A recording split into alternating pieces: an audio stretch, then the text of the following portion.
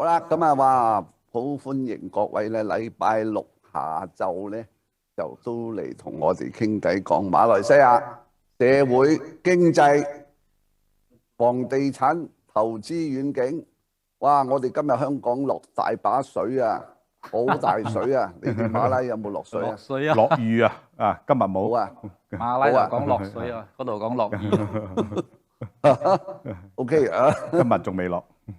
咁啊，仲未落，我哋呢度好大雨啊！哇，即係嗰個人啊，下邊啲人咧，而家經濟復甦啊，嗰個 COVID-19 咧 is getting a little bit better, so people are coming out to the restaurant and cafe or whatever. And but you all know the social and political atmosphere is still not very improving. So many people are thinking about selling their properties and other investment opportunities in other countries. I think Malaysia being one of their top priority choices. So I think there is a need for us. 我哋大家都要了解下馬來西亞同埋呢個南洋啊，係乜嘢嘅環境，係嘛？So today, I am very pleased to introduce Orlando 嘅黃偉俊拿督博士。一陣咧 ，you have a very fantastic story about setting up your business and your architecture. And your views to architecture will come to you later. Thank you. 仲有今日第一次現身呢個馬來西亞投資及開創企業專家 Confucius 個 offspring 啊，孔子嘅後人係咪啊？孔令龍，大家好，太平紳士。跟住咧呢一位咧我諗 from Hong Kong 咧 ，his face may look a little bit familiar to you if you have studied in the Hong Kong University of Science and Technology。佢就係喺嗰度做過研究同埋教過書嘅Dr. Patrick Liu 劉博士Patrick Liu。Okay, now where are we? We'll start with our position in the world. Well, I'm going to ask Dr. Liu first, since Dr. Liu your professional field is financial management and economics and etc. Right? So, what do you think the world is going to be like in the coming 3 years? I think one of the most important matter right now is experts have been talking about the Asian century. And because of the pandemic, as well as what we call the fourth industrial revolution, the economic pendulum is swinging back to Asia all over again. Up to 19th century, Asia dominates more than 50% of the global economy. And now we are beginning to see Asian rising. According to Financial Times, Asia is already, dominating more than 50% of the global economies. We have more than 50% of the population in Asia, but more importantly, most of the middle class are now in Asia. So I think the spotlight will now be back into Asia, or at least at the Asia Pacific region. So I think this is something really exciting for people who are living in Asia, as well as people all over the world, to start looking at Asia, look at what are the investments available in Asia at this point in time. I see. So you mean despite the COVID-19 virus pandemic, Asia still represents tomorrow's opportunities, right? I think because of the COVID-19, is even driving this Asia to rise even faster, because Asia is now beginning to integrate itself. Asia has got a very strong infrastructural base, very strong educational base. And I think, I call this the DQ, the desperation quotient, the hunger to rise up, to be stronger economically is stronger more than ever right now, yeah. Because if we compare governments tackling of the pandemic, Europe and Britain, and especially America, are doing far worse than Asian countries, right? Hong Kong, Taiwan, Malaysia, and Singapore, they all seem to be doing better than us, than them, okay? 所以咧，嗰個未來啊，嗰個 post-COVID, we look into the post-COVID-19 century. This is not going on forever when the vaccine comes out or whatever. even if the whole world has sunk a little bit, Asia still comes up a little bit higher comparatively，係咪？係嘛？所以咧就喂，孔生，孔太平紳士 ，you are first first time comer. What do you think about? Do you agree? How much do you agree with Patrick? 我覺得咧，依家你睇馬來西亞呢度啊，因為馬來西亞呢度咧，我哋係一個中心啦。呢個中心喺一個東盟國家呢度，好似我哋好近香港。如果我飛6個鐘頭咧，我就得到達香港啦。印度尼西亞邊度都得。你睇4個鐘頭啊？4個鐘頭啊！4個鐘頭到香港啦。6個鐘頭我哋就到北京啦。我睇個大中華圈呢度啊，呢個成個好似講美國，你睇美國喺疫情呢度，佢哋點樣控制喺英國或者係歐洲嗰度，所以仲未喺疫情之前咧，我都覺得成個經濟咧係慢慢嘅移動。點樣移咧？係向呢個東方呢度啊。所以講東方咧喺呢個21世紀，我哋都係覺得全部嘅或者係嘅廠啦。你睇我哋東盟國家啦。如果我咁樣，譬如如果係越南啦、柬埔寨係呢個廉價嘅呢個勞工喺嗰度，我哋得嗰度設個廠，然之後咧成個嘅 head office 佢嘅投資嘅 head office 咧就喺新加坡啦或者係馬來西亞，然之後呢個資金可以融資嘅呢個 capital market 咧就喺呢個香港嗰度，好似成個呢個好似一個我哋講 triangle 啊，一個三角圈咁樣。所以講喺美國嗰度咧，或者英國咧，佢哋已經係過時咗。講到呢個好似三角形咁樣，我哋得咗一個好正嘅廠啦，之後有呢個勞工啦，或者我哋喺馬來西亞呢啲，我哋講呢啲基礎基建係好好嘅，好似我哋傾到呢個馬來西亞同埋新加坡呢個我哋講高鐵之後我睇應該喺馬來西亞食早餐。然之後90分鐘喺呢個邊度啊？喺新加坡食午餐咁樣，所以呢個我覺得呢度咧，我哋就係贏咗嘅。所以講同呢個美國嚟比啦，同呢個歐洲嚟比，所以講經濟係慢慢移動。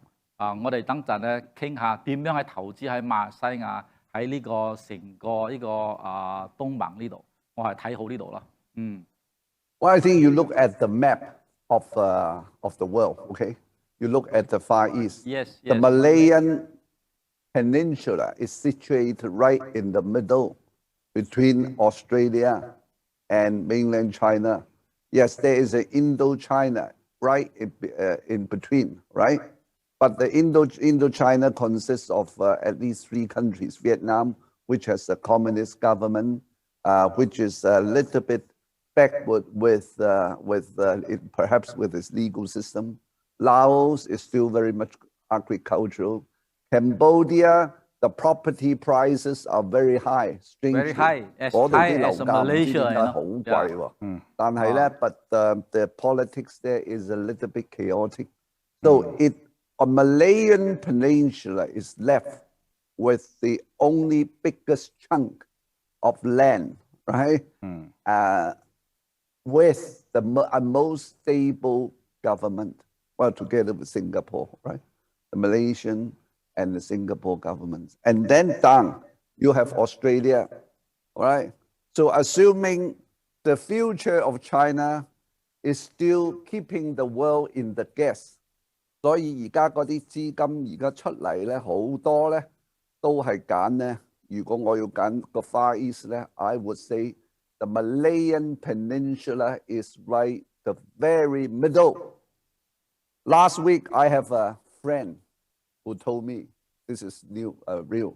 有一個開嗰啲 printing plant 啊，印刷廠啊，喺大陸啊，佢因為咧 because he bought his land more than 30 years ago， 而家佢個 land 咧要補地價要補地價 ，he would have to have his land lease extended so that he would have to pay up a difference. And the 補地價, that price is very fantastic. So that he is left with no choice but to take out his printing plant from China. 香港就唔得.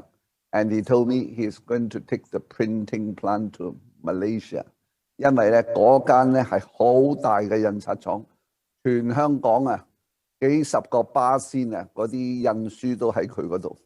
咁佢點解搬嚟馬來西亞咧？佢話馬來西亞有600萬華人，啊佢哋嗰啲 printing 啊嗰啲咧印中文書咧係好方便，所以佢而家咧 he's now seeking some land in Malaysia for his printing plant to be moved from Guangdong province taken to Malaysia, I think as soon as possible.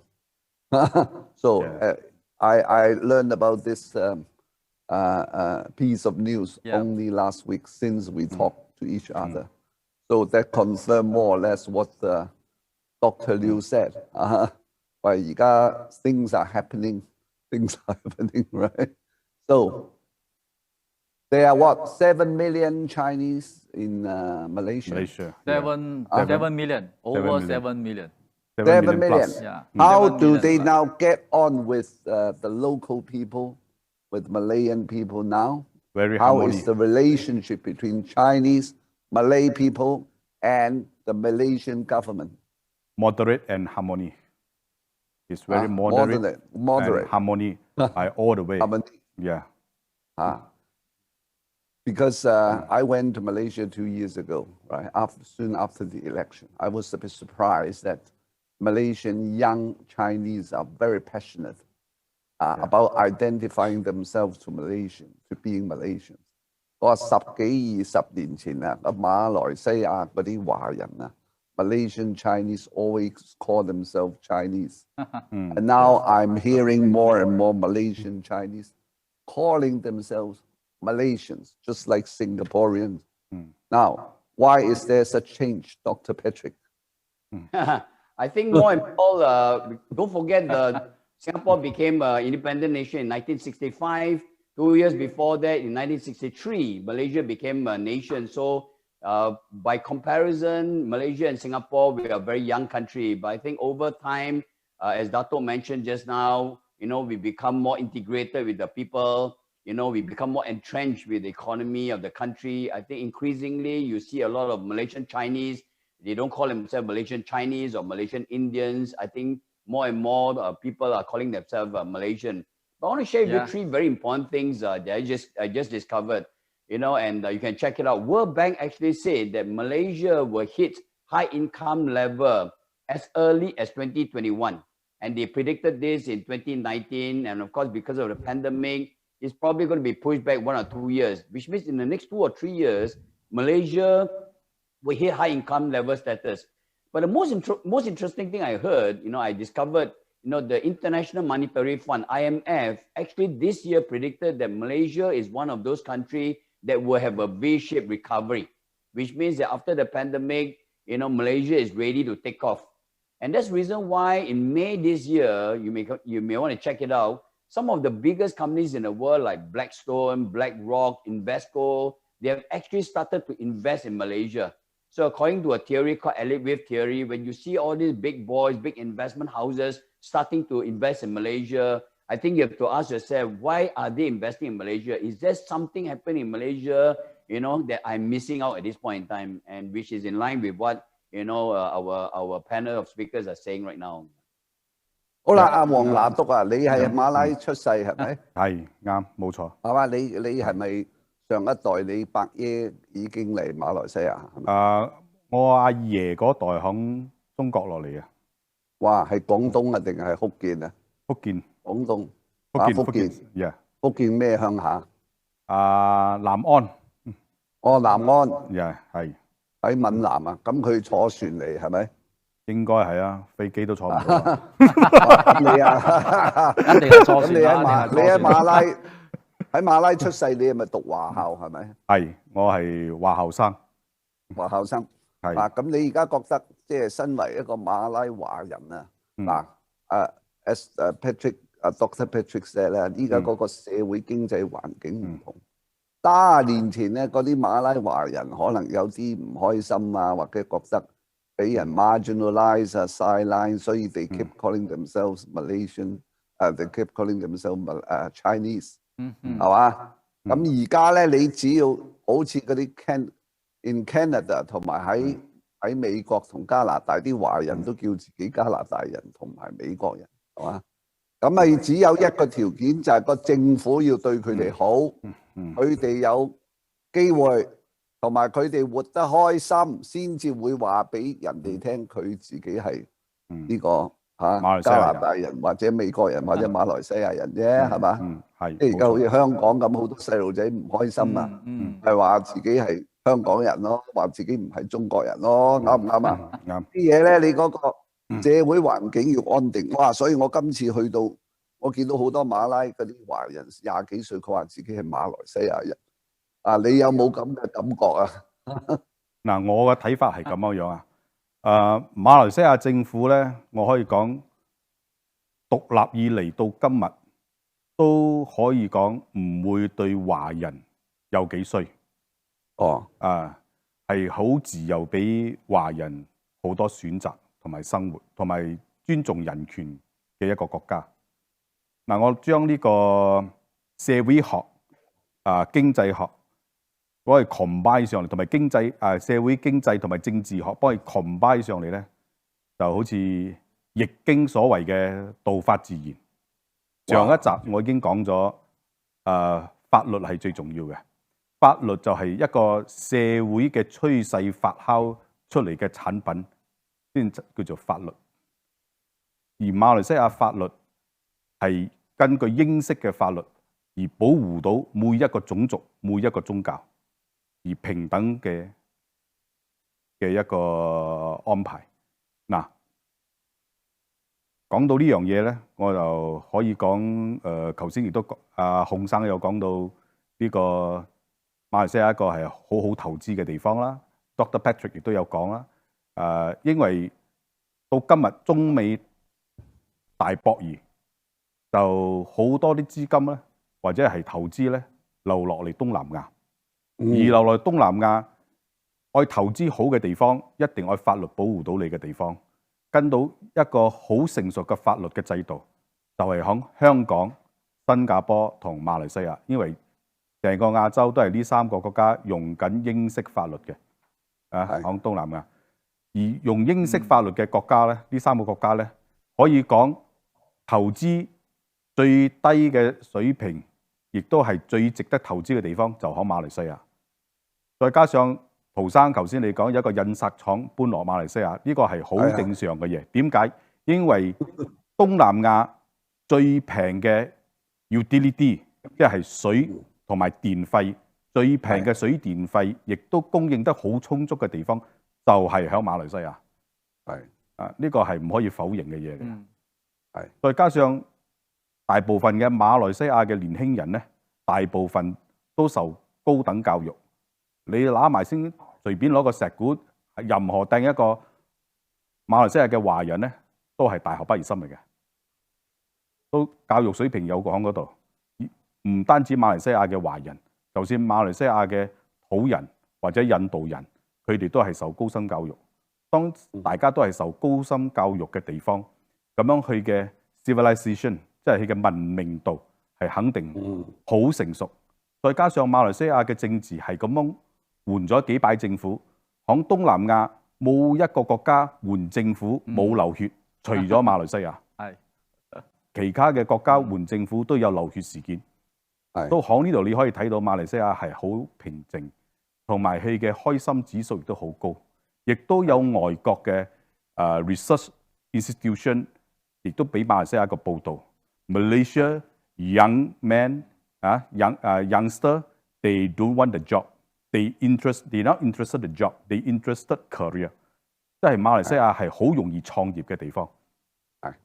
因為咧有好多即係我哋以前有啲人話，哇！啲華人啊喺馬拉打工啊，要做政府工啊，做到某啲位啊升唔到啊，又或者某啲 department 啊，唔俾你做。我話：嘿，你喺馬拉做公務員把鬼咩？As you say, career matters more， 係嘛？如果你喂阿黃拿督，如果你當日走去，你咁嘅一表人才，你就去馬拉做公務員，你點會今日咁發達啊？係嘛？咁啊唔會你都咁唔做公務員啦，係嘛？10年前啦，你都同一個印尼啊 partner 一齊啊，去整呢間 Orlando 啊，地產承包項目係嘛？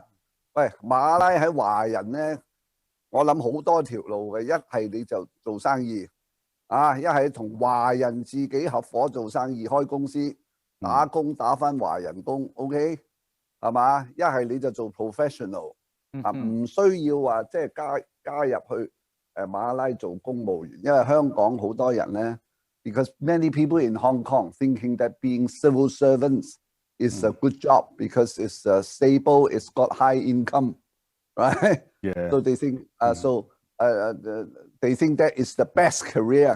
好似冇乜出息啊，係嘛？你睇馬拉以前你嗰啲。郭學年啊、張曉卿啊、喂印尼林少良啊呢啲啊係嘛？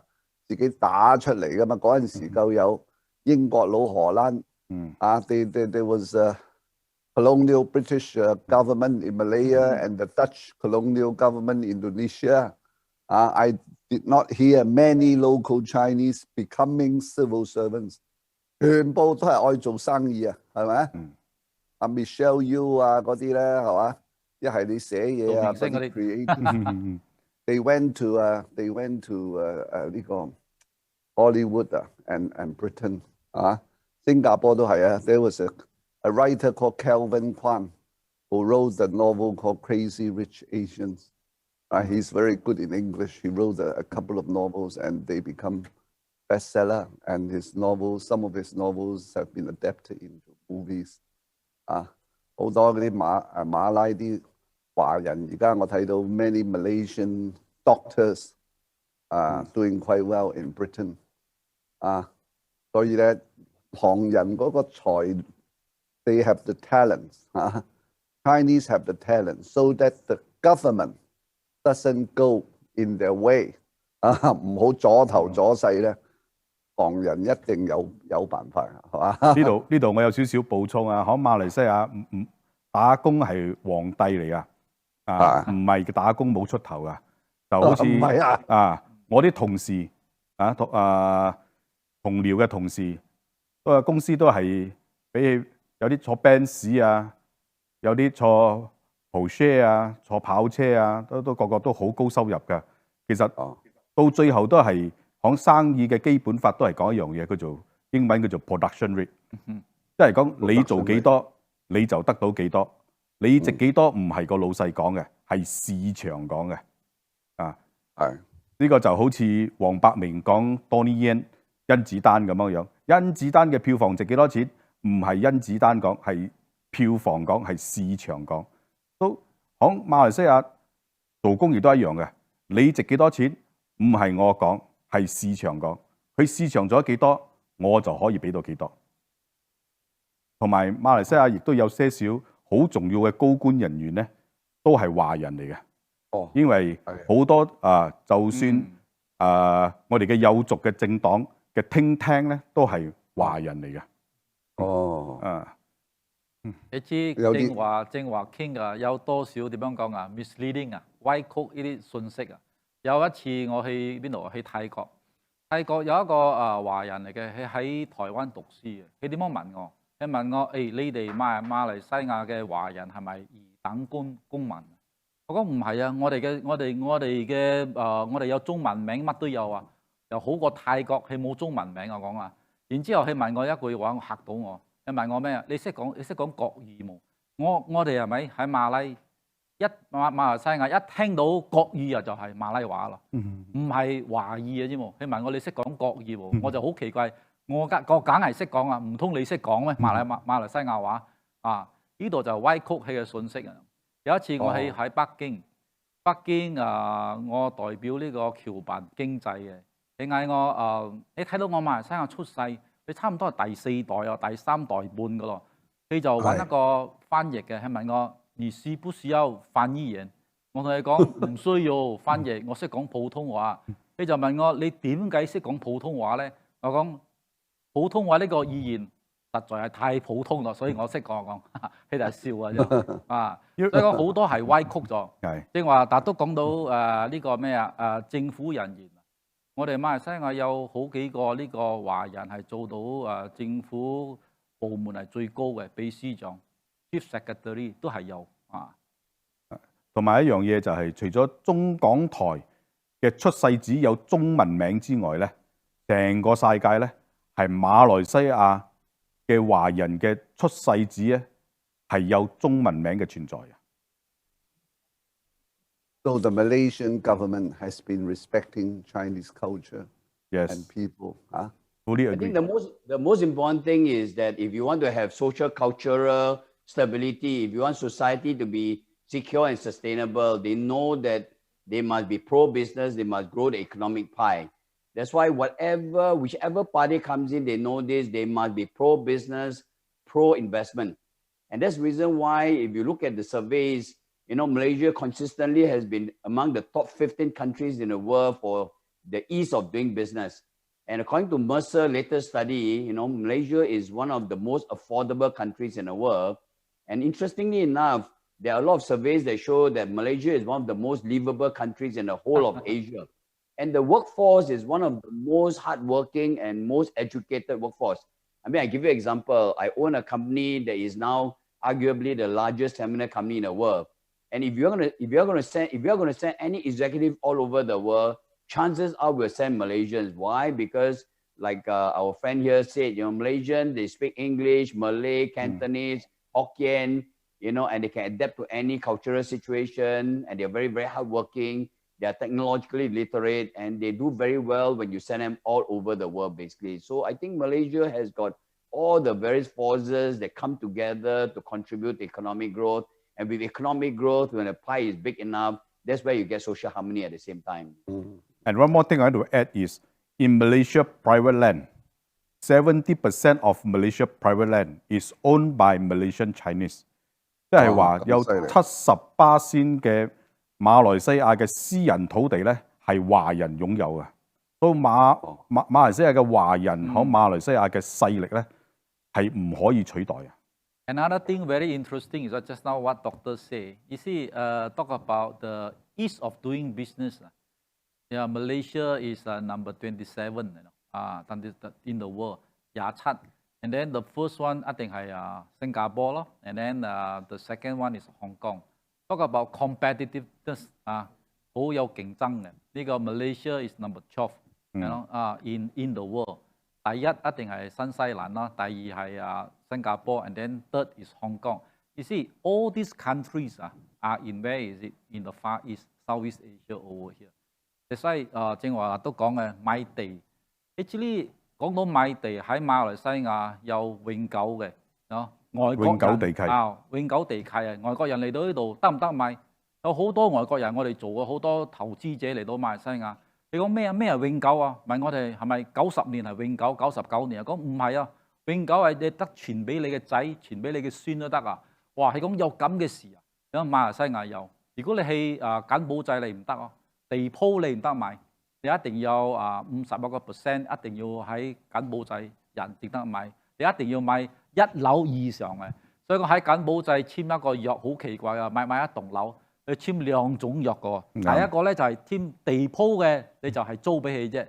1樓淨係拎嚟你係賣嘅。所以喺 Malaysia 咧就好點樣講，好自由性，你得喺度投資，你得喺度買地，你得喺度起樓actually 乜都得喺度。最緊要你冇做嗰啲敏感嘅，好似講石油氣嗰啲生意外國人都係得100%。所以我呢度係馬來西亞嘅強點啦。你有做貿易生意咧，外國人可以喺馬來西亞融資100%嘅公司係外國人擁有，絕對冇問題。好似我哋好奇怪就係，如果你要喺越南做生意，越南就好似舊陣時嘅中國咁樣佢未成立一間公司咧，就要去查喎。你要咩拎咩嗰啲咩license批准全部搞掂晒啦。你淨係成立公司啊？你問你成立公司要幾錢啊？哇，要7000、8000，唔係馬幣喎，係呢個美金喎。仲有 tax in advance 好奇怪嘅。喺馬來西亞唔需要，你唔需要，你90%嘅生意咧，你得直接咧就成立公司，幾錢咧？就係馬幣5000蚊，就係美金差唔多係1500蚊就搞掂㗎。所以講呢啲係，所以講 CEO 公司註冊。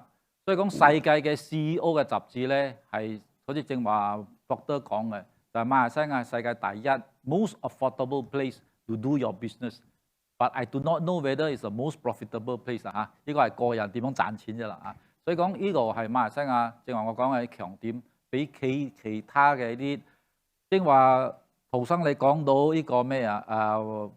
呢個 Mekong River economy， 好似我哋成個呢個Southeast Asia 啦，東盟啊，係分一半一半嘅。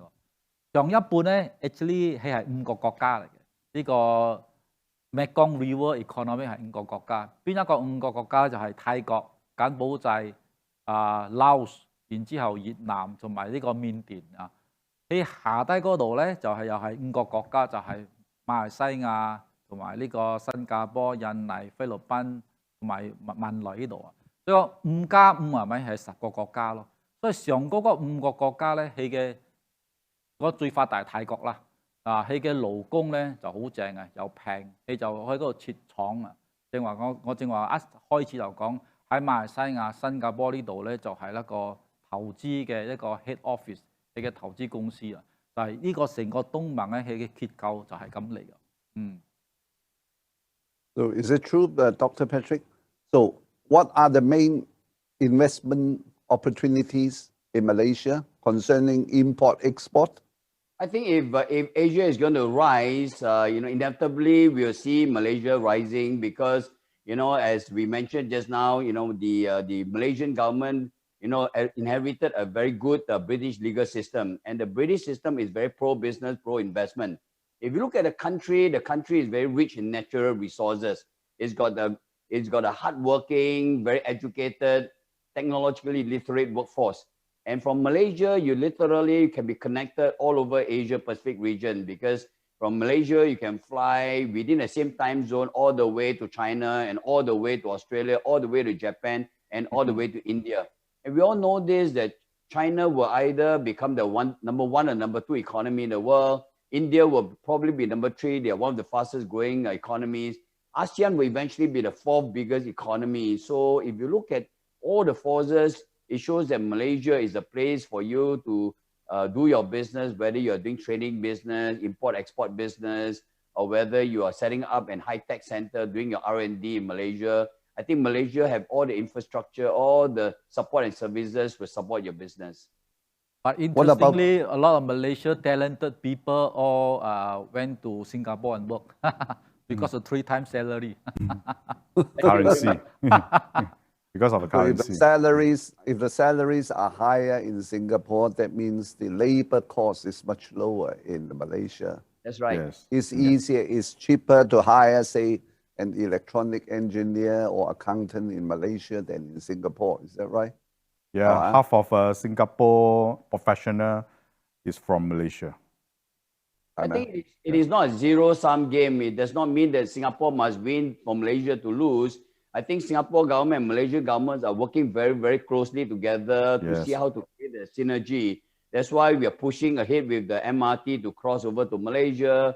We are setting up the high-speed rail because Singapore is a very small country. There's only that much we can do in a small space with a limited number of people.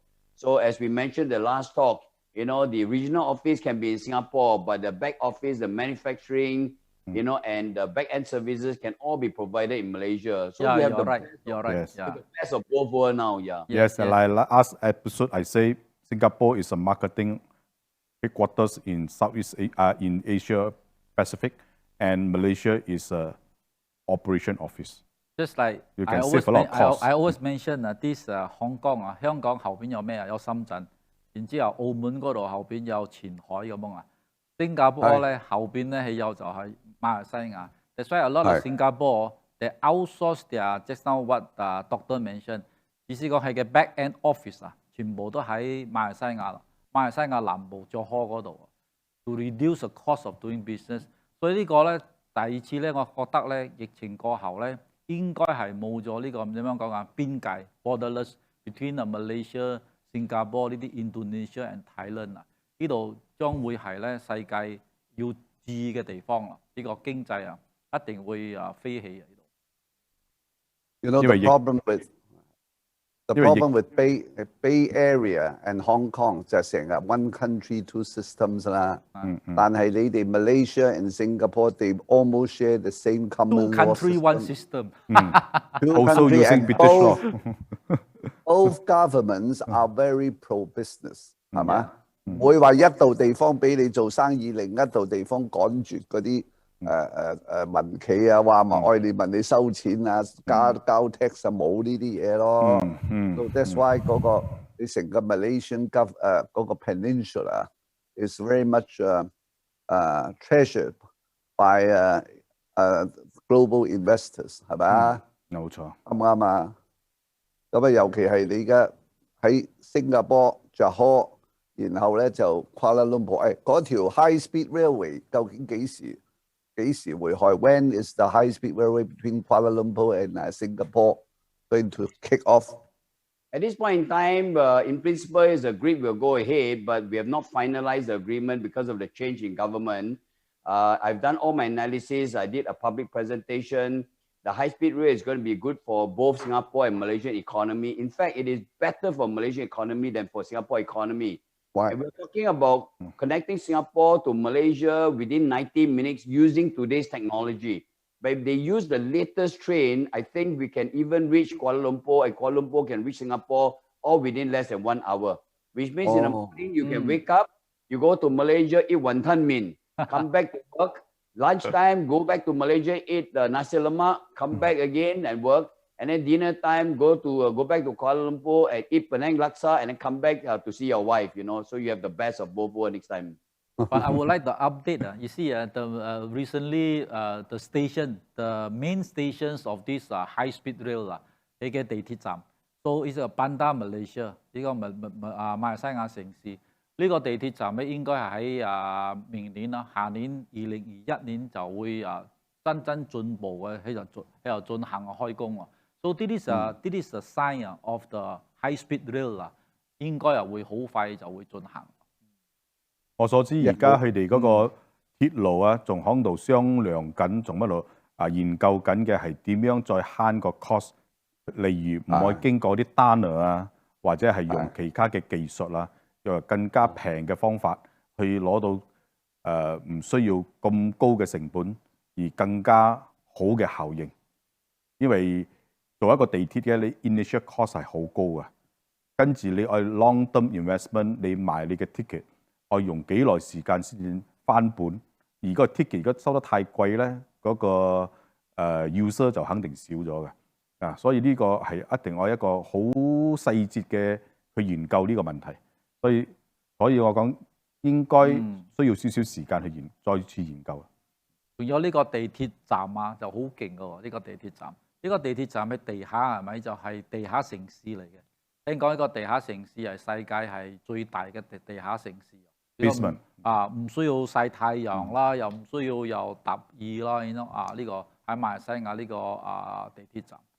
所以我睇如果起好嗰陣時呢個真係一個地點啊！好多旅遊嗰啲旅遊客全部會嚟到。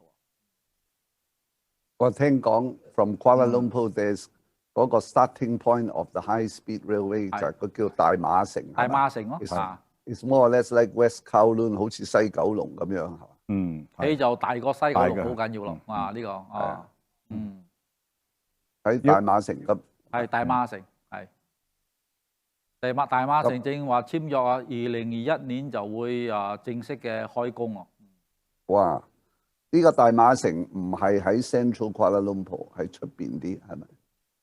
佢都算係好 central 嘅咯，正話我睇係3個 kilo 啊！唔上5個公里啊，應該係5個公里以外啊。佢係舊擺嘅機場嚟嘅。以前個機場。機場嚟。50年代嘅機場。50年代咯，依家係軍用嘅咯，有機場啦，改為大馬城。So once that high-speed railway is completed， 嗰個 Malaysia 城同埋嗰個 Kuala Lumpur 城 ，the whole city 個 property values and prices will go up。只有升就唔會跌㗎啦，係咪？呢個一定喎，呢個一定，呢個一定喎。你睇吉隆坡啊，我哋睇吉隆坡要睇成個雪蘭莪州啊。陶生應該知道邊度係雪蘭莪州啦。雪蘭莪州係一個州，喺入邊咧有一個城市就係吉隆坡啦。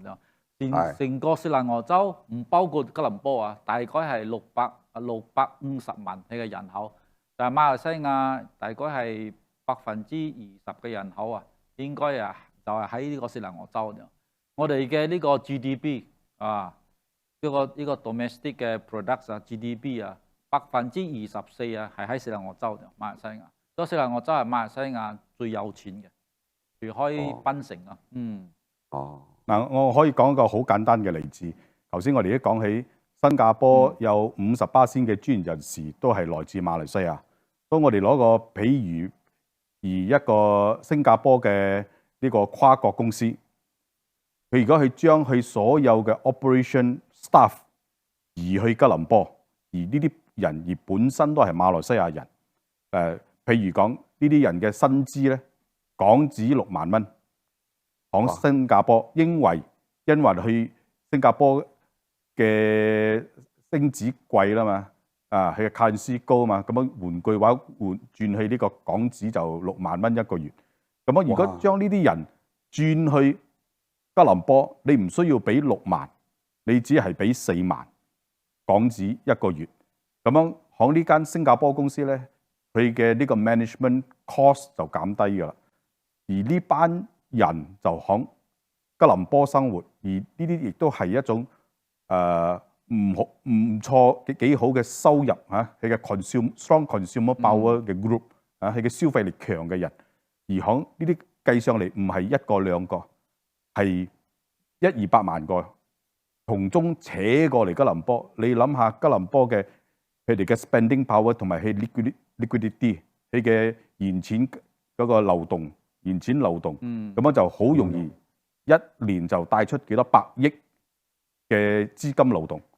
咁樣就從中如果帶到好多change industry 啊，嗰個 dynamic effect 啊，有好多其他嘅行業都帶動上嚟嘅。呢個係唔可以低估嘅一個動作嚟。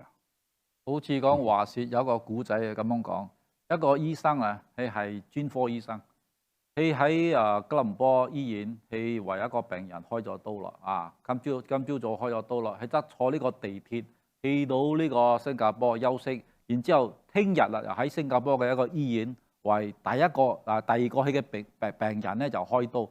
所以講呢度咧醫生都得咁樣做啊！呢度就做下喺馬來西亞吉隆坡嘅醫院，然之後喺新加坡嘅醫院。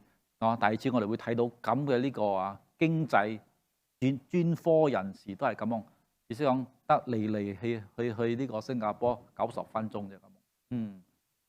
呢個係改變我哋生活嘅情形啊！講啊，呢個就係易經嘅道法自然。中國人講水就係錢，水向低流。睇到呢個係低 cost 而 good infrastructure，佢肯定會流過去嘅。係啊，係咪？尤其係而家咧 ，looking into the next decade， the containment of China by the US is going to be a reality. Whichever government is going to be after November， 係嘛？北邊嗰啲咧好麻煩啊，南邊嗰啲譬如話嗰啲。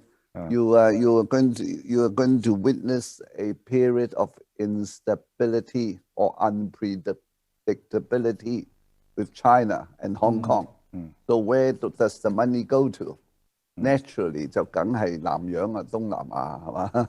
冇錯。So what are the foreign investments in Malaysia like now, Dr. Patrick？ 有冇啲外資而家喺Kuala Lumpur外資？First of all, let me address what you just said just now. You know, a lot of people talk about the US-China trade war. It is not just a trade war. It is an ideological war. It is a cultural war. It is a military war. It is also a technological war. So you're right. Whether it's Trump or Joe Biden, I think there will still be this tension between US and China. So now experts are talking about a China +1 strategy. That means, you know, if you are doing business in China or if you have operation in China, you have to quickly move your operation outside of China in case the pressure becomes too hard. It's very hard for you to survive just in China. So if you are moving, if some of the Chinese companies now are starting to move out of China, and I think they will look at Southeast Asia, Malaysia is really a good place to look at. Interestingly enough, we are also beginning to see a lot of European companies and American companies looking at how they can tap on to the Asian growth and also to tap on and then export their products to China. And they also have to set up their base, in Southeast Asia, basically. So this is where I think Malaysia really is positioned for growth. Let me tell you a story. My company, we connect the West to the East. So we wanted to bring a multinational company to set up a regional base here, not a very high-tech company. So we went to every country, talked to their economic development board, and then finally we brought them to Malaysia. And Malaysia has got a fantastic presentation. The Malaysian government basically said, whatever any other country can give you, we can give you at the same time, and we can give you more. And so this is what I call a secret that Malaysia have been keeping for a long time. Whatever any multinational company wants to set up any base in the Asia region, they should go to Malaysia, and you'll be surprised at how many things that Malaysian can do for these companies, basically. Yeah, in fact, it is true. I would like to add, because I remember we brought glass manufacturing 呢個做玻璃嘅玻璃喺呢個中國嗰度嘅，我哋咧就帶起嚟馬來西亞睇，然之後咧我哋帶去一個州，呢個州咧就近住河，有海有河邊嘅就係馬六甲。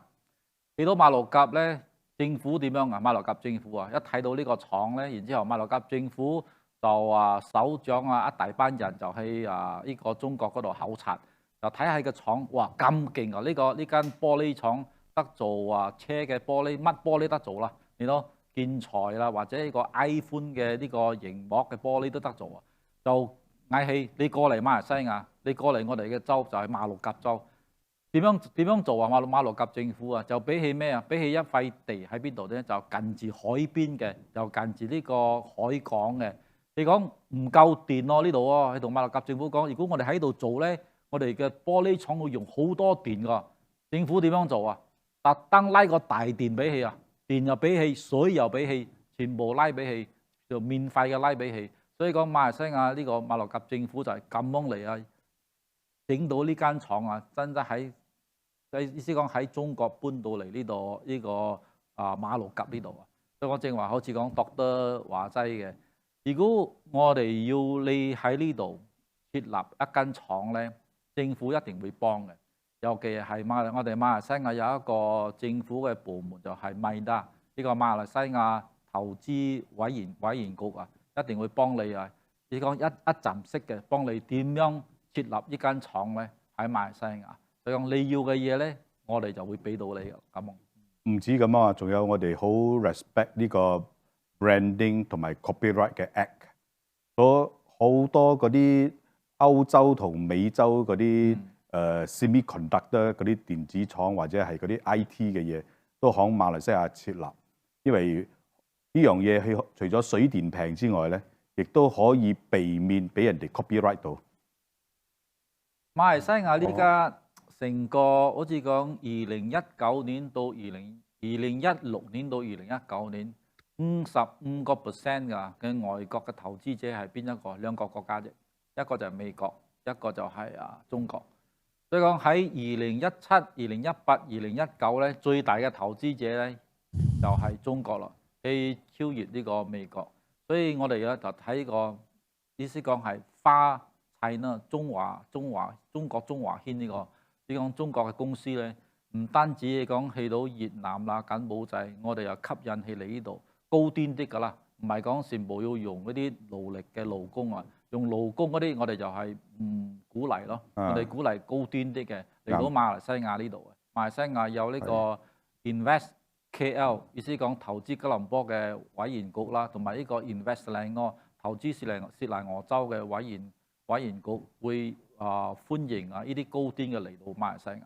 低端嘅咧就去泰國同埋越南啦。應該係去越南同埋柬埔寨啦。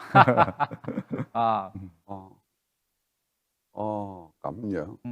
So, as far as I know, a lot of hot cash has flown to Singapore, right? So right. that would eventually benefit Kuala Lumpur as well. Yeah, definitely. Yeah, definitely. 尤其呢個貿易戰trade war 美國同中國鬥得好犀利而馬來西亞行呢度咧就從中咧就可以一種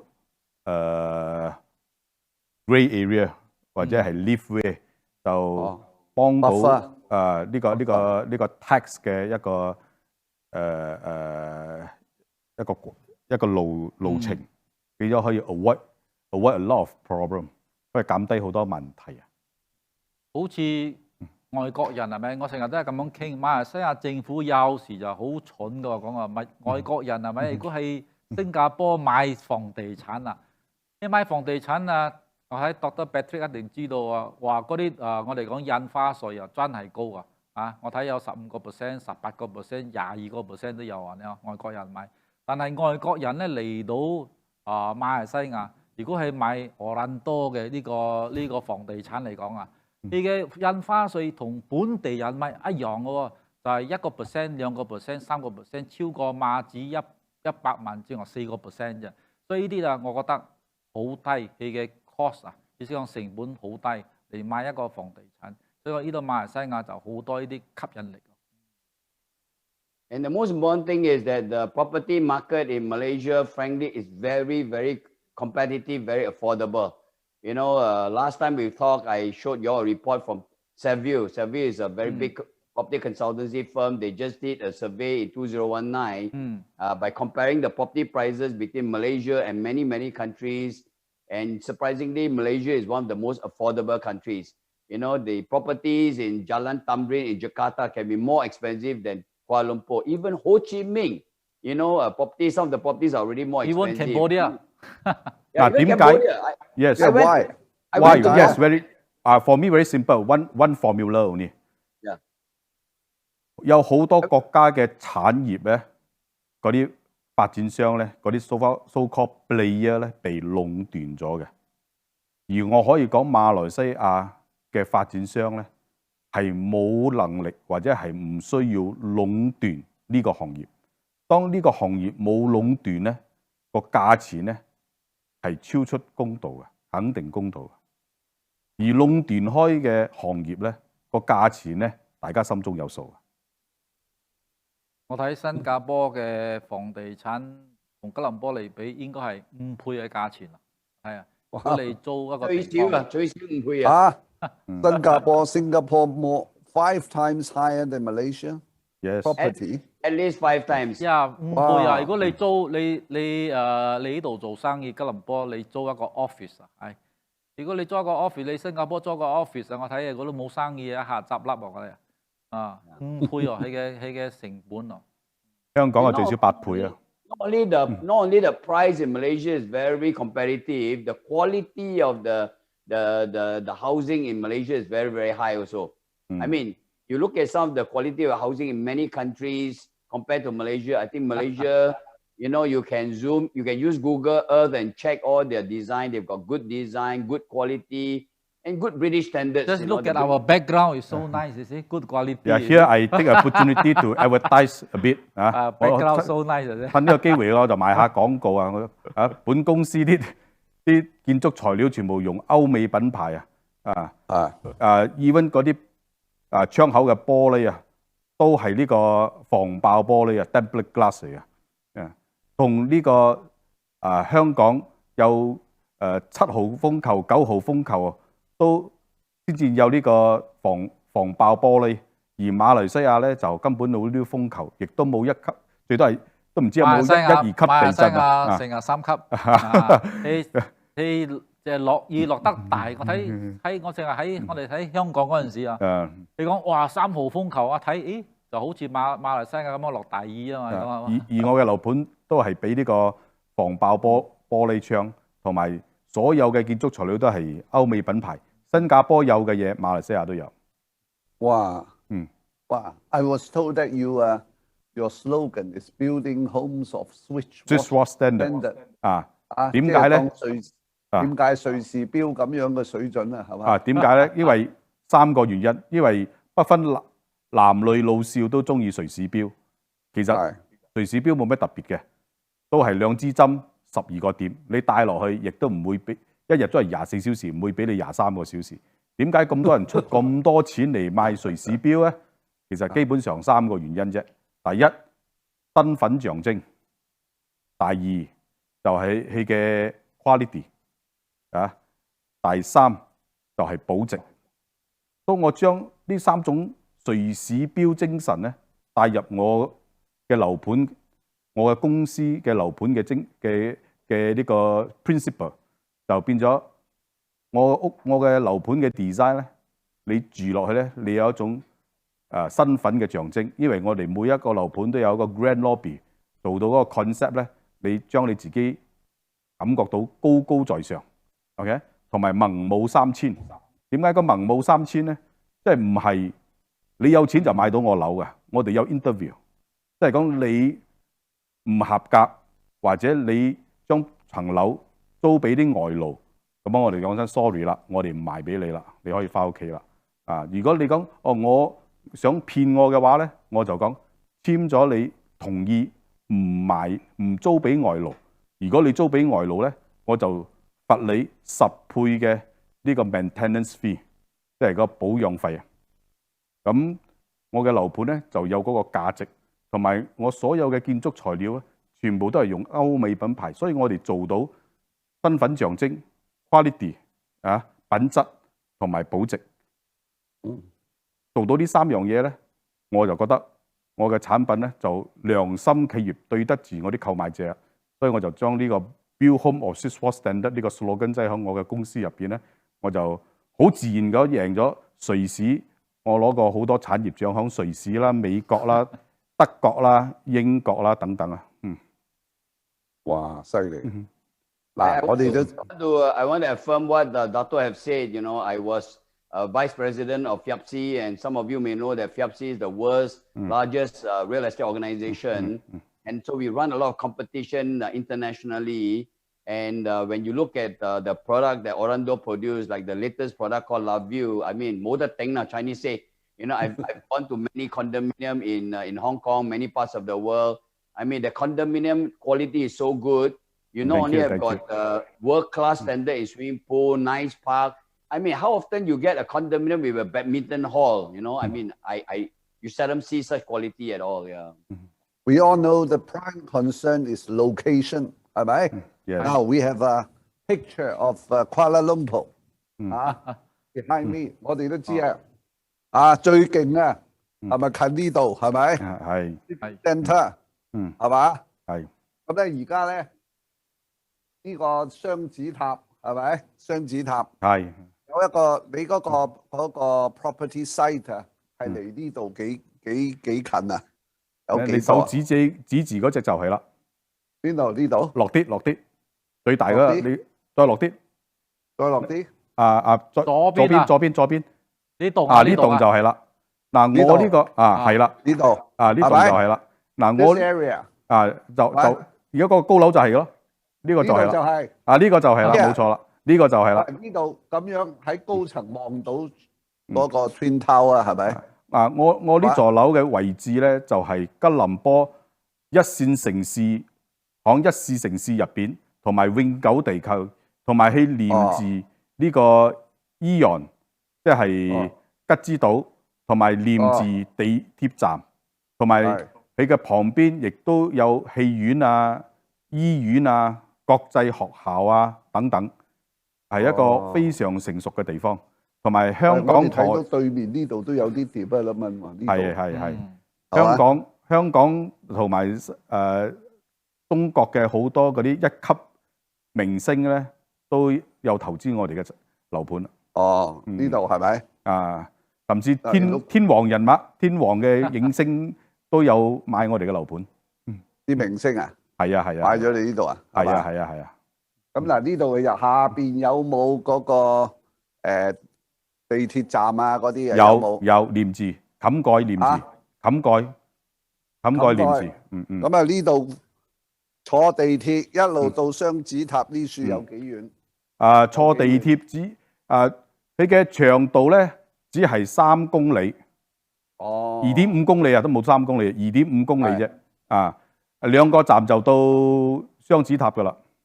2個站到雙子塔。係，冇錯。即係香港銅鑼灣，香港銅鑼灣 Causeway Bay 2 stops to Central 咁解啊，係嘛？啊，去到灣仔啊，去到灣仔啊，去到灣仔要 sound very familiar with Hong Kong。Not bad。 office 喺灣仔 office 啊。好啦，咁啊呢度附近咧 ，it looks quite a busy area， 有嗰啲有冇國際學校啊嗰啲咁樣嘅有冇？有2間國際學校，同埋呢個樓盤，除咗吉之島巷旁邊咧，亦都有一個警察處喺嗰邊。都如果外國人買咧，係包安全嘅。哦，咁樣，哇！喂 ，this looks very impressive。有個 swimming pool 啊？有4個 swimming pool。呢度啊，係嘛？4個咁多。4個 swimming pool。係咪有個 club？ 有 club 噶啦，一定。有 club 啊。個 club 裏邊有 library 啊，有啲 common room 啊，有 gym 啊，有 sauna 啊，badminton 啊，game rooms 啊。哇！而家睇落係直情係 London standard 啊，係咪 Swiss standard？ I don't know。London 而家就好多呢啲咁嘅樓啊，嚇。係。I was told that Orlando 都你公司都有啲計劃去埋 London 喎，啱唔啱啊？呢座樓咧，我特別係為香港人嘅荷包設計咧，同埋香港人嘅口味設計嘅。點解 ？Why？ 因為除咗佢嘅口味，荷包喂，最緊要價格合理啦，價格合理啦，荷包設計啊，係價格一定合理。幾靚啊！我2萬蚊一尺，我點樣買啊？係嘛？啱唔啱啊？係嘛？佢啊2000蚊啫，5000蚊一尺，5000蚊港紙啊，2000港紙，2000蚊港紙一尺，2000蚊港紙一尺係啊，2000蚊喺香港慘啊，狗都買。劏房幾多錢咧？而家2000蚊一尺。哇！而家劏房都香港有2000蚊一尺啊？冇啊 ，never。邊度有？停車場都冇啦。40 years ago。喂，咁啊呢啲I want to ask Dr. Patrick， 呢啲咁嘅樓喺新加坡啊，幾多錢一尺？For this kind of location, easily 2,000 Singapore dollar per square foot, which is about 10,000 Hong Kong dollar easily。即係喺新加坡1萬蚊，但係喺吉隆坡2000蚊，係冇錯，係嘛？港紙2000，港紙。There are 3 good things about this project. Number one, the location is one of the fastest growing. And if you look at the whole area, there's still room for major development, so that you're riding on what we call a corridor of growth. 呢度都有啊，呢度第日都會發展㗎，呢度係咪啊？ And secondly, it's very hard to find a condominium literally on top of an MRT station. That means you go downstairs is the MRT station. The third thing is that right beside this condominium is Aeon shopping mall. And this is like Aeon's global headquarters. So it's very hard to find, a property right beside one of the biggest shopping mall. You almost have all the convenience all around you. Yeah. Wow, it sounds really tempting. 係2000蚊港紙，唔係馬拉紙係嘛？唔係馬拉紙，馬拉紙，港紙，馬拉紙1000蚊，馬紙1000蚊，馬紙1000蚊，OK， it's rather unbelievable， 係嘛？咁你喺呢度住喺中層都有個景嘅，有個 view 係嘛？係睇冇嘢擋，冇嘢睇到呢度啊，睇到呢度啊，係嘛？係冇錯，睇到呢度係嘛？冇錯。呢個地方叫做咩 Valley 係嘛？呢個叫做Maluli 啊。係吉隆坡1線城市入邊啊。呢度有冇car park？ 有冇？有。個車位俾唔俾埋？送埋俾你。2000蚊一尺送埋個車位。送埋個車位俾你。哇！呢啲喺香港真係香港諗都冇得諗。香港睇嚟冇咗香港。Impossible， 係嘛？我都要真係要係咪真㗎？唔好呃我啊！唔好呃我。真嘅，冇呃你嘅，因為你喺香港啊，你打係得痛。我 dreaming， 2000蚊。你喺香港，你係一個中等階級嘅人，同樣嘅使費，你喺馬來西亞。你幾時就去咗，你 anytime 可以去到中上階級嘅生活。係咁，係嘛？即係 talking about Malaysian life 啦，係嘛？咁冇錯馬拉，我就好中意係馬拉咧，因為嗰個郊區城，the whole peninsula offers a lot of different opportunities. Diving in East Malaysia, Sarawak 啊，潛水啊，snorkeling 啊，海龜生蛋啊嗰啲啊，係嘛？And then you have the Cameron Highland right in the middle. 係夏天都一樣好涼嘅喎，其實唔熱嘅喎，馬拉我發覺啊，唔係好熱嘅喎。夜晚咧，佢個 oceanic climate 咧，夜晚咧其實都幾涼下，你雲多啊？